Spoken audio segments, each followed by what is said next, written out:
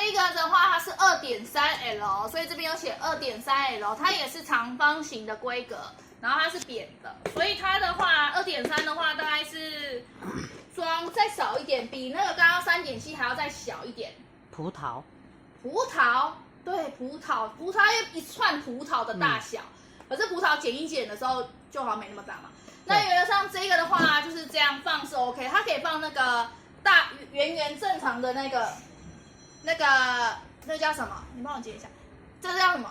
葡萄柚，葡萄柚，所以它是可以盖起来的。规格是这样，这个的话是2.3L， 然后大概是这样的大小，跟刚刚的那个叫这个是3.7相比啊，它大概差这样子。